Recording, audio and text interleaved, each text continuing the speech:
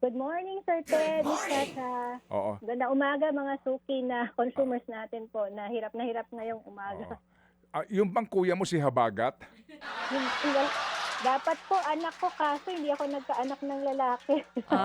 So ano po pangalan ng mga anak niyo? Curious lang kami, Madam Amihan. Oo, sige, i-greet ko na rin si Layana po tsaka si Dawani. Ay, sayang. Ah, Oo, wala sayang ka si namang Habagat. wala ka namang anak na LPA. Oo. Hindi. Wala po, pero may kapatid po akong Alon at Marikita. Oo, Hindi Ay, ang natin may cute nalalaman. naman. alon. Amihan Alon Marikit. Yun Oo, ang Opo. ang galing naman ng mga Pinangalan po ng tatay magulang. namin. oh, Ang yun. Meron kang galing. anak So, na hello Daddy, meron hello kang sir. kamag-anak sa Ninya tsaka Ninyo.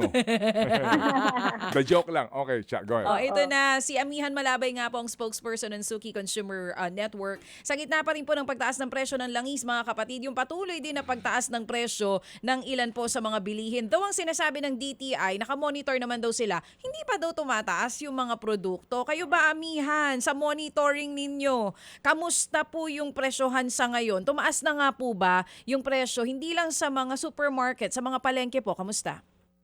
Ma'am Chacha, nagmo-monitor din naman kami sa news. Saka syempre, bumibili tayo araw-araw.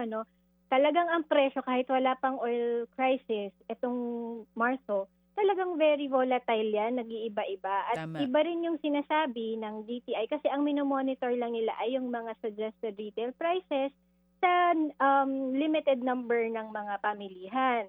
So, hindi rin talaga namomonitor yung sa mga talipapa, yung mga pinamimilihan ng mga karaniwan nating mga consumers.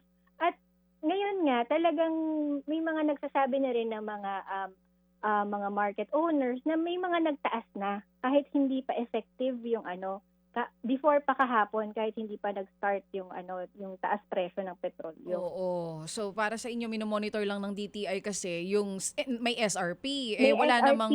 wala namang SRP sa mga palengke, di mo naman yung pwede idahilan dun sa mga tindera. Ma'am Amihan, ang panawagan po ng Suki Consumer Network, tanggalin po yung 12% VAT tsaka ang excise taxes sa fuel, hindi lang doon maging sa ilang basic goods natin. May tugon na po ba ang gobyerno? Kanino nyo po ipinadala itong panawagan ninyo mismo? Actually, kinakala pa po namin yung kabuuang rekomendasyon ng lahat ng aming mga members kasi ang mga members po namin ay kasama din namin dito yung mga magsasaka natin, yung mga transport workers, mga urban poor, government employees kasama din. No?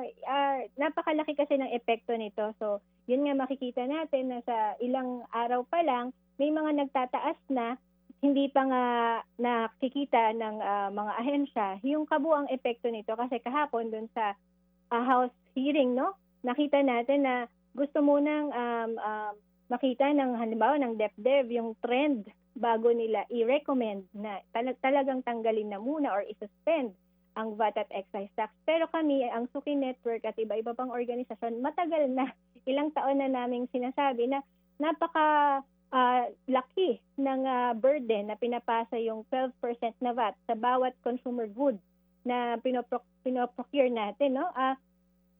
Ultimo candy may may VAT yan. Meron pang 'di ba, excise tax sa mga beverages Sweetened na products. kinokonsume natin.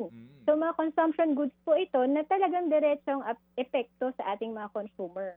Sabi niyo po kasama niyo din po dito sa grupo ninyo ang mga grupo ng magsasaka. In total, ilan pong members natin dyan sa Suki? At yung panawagan ninyo, nasabi niyo matagal na, gaano katagal na po ito? Ilang taon na walang tugon ng gobyerno dyan?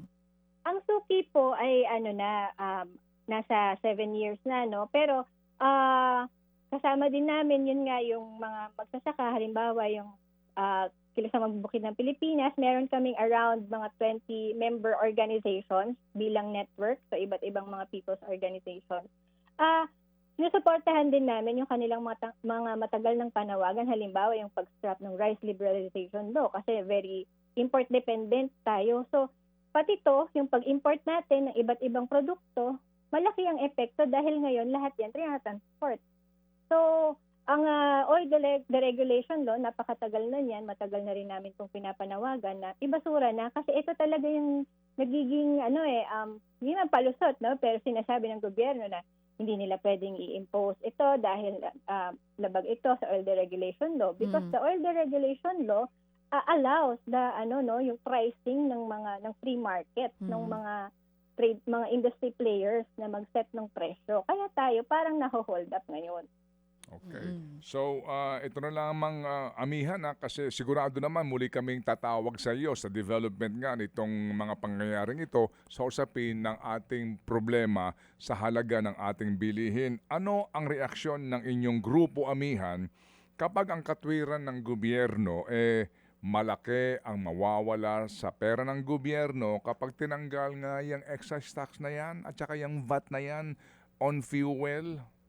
Yes, Manong Ted, ang short reaction namin dyan, hindi yan malaki kung ikukumpara sa makukuhang tax sa mga bilyonaryo na mga negosyo.